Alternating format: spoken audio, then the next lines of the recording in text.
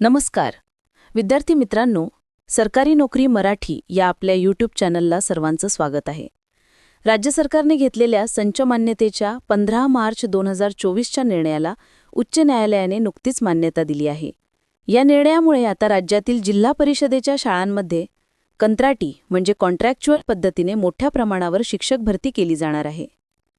तत्पूर्वी रिक्वेस्ट आहे, चॅनलवर नवीन असाल तर चॅनलला सबस्क्राईब करा, बेल आयकॉन प्रेस करा आणि तुमच्या घरात भाऊ बहिणी किंवा मित्रमैत्रिणी असतील त्यांना नक्की लिंक शेअर करा.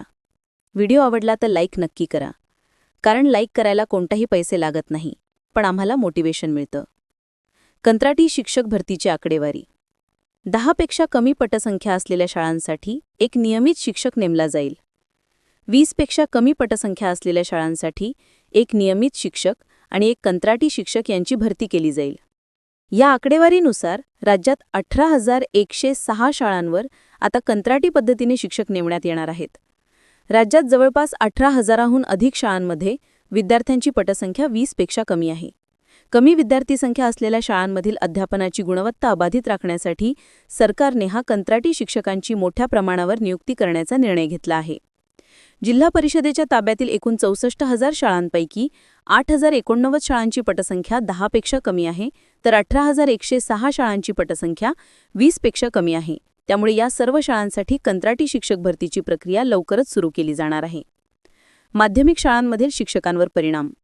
संच मान्यतेच्या या निर्णयानुसार माध्यमिक शाळांमध्ये इयत्ता 9वी ते 10वीच्या वर्गात 20 पेक्षा कमी विद्यार्थी असल्यास तेथील शिक्षक अतिरिक्त ठरणार आहेत. या अतिरिक्त शिक्षकांच्या समायोजनासाठी म्हणजे ॲडजस्टमेंटसाठी 5 डिसेंबरपर्यंतची मुदत देण्यात आली आहे. या निर्णयाचा परिणाम राज्यातील 640 शाळांमधील अंदाजे 3,000 शिक्षकांवर होणार आहे. सूत्रांनी दिलेल्या माहितीनुसार खासगी अनुदानित माध्यमिक शाळांमध्ये 9वी आणि 10वीच्या वर्गात 20 पेक्षा कमी पटसंख्या असलेल्या शिक्षकांचे दुसरीकडे समायोजन केले जाईल. मात्र इयत्ता 5वी ते 8वीच्या वर्गातील शिक्षकांचे काय होणार याबाबत सरकारने कोणताही निर्णय घेतलेला नाही. परंतु या वर्गांवरील नियमित शिक्षकही अतिरिक्त ठरू शकतात आणि तिथेही कंत्राटी शिक्षकच नेमावे लागतील अशी शक्यता सूत्रांनी वर्तवली आहे. शिक्षक संघटनांचा विरोध. शहरालगतच्या गावांमध्ये इंग्रजी माध्यमाच्या शाळा आणि विद्यार्थ्यांची संख्या वाढल्यामुळे जिल्हा परिषदेच्या शाळांमधील विद्यार्थ्यांची संख्या रोडावली आहे. या शाळांना पूर्वपदावर आणण्यासाठी सरकारचे प्रयत्न सुरू आहेत. दरम्यान या निर्णयाला शिक्षक संघटनांनी जोरदार विरोध करत कंत्राटीकरणाविरोधात आंदोलनही केली होती. सरकारने आता कंत्राटी शिक्षक नेमण्याची प्रक्रिया सुरू केली आहे.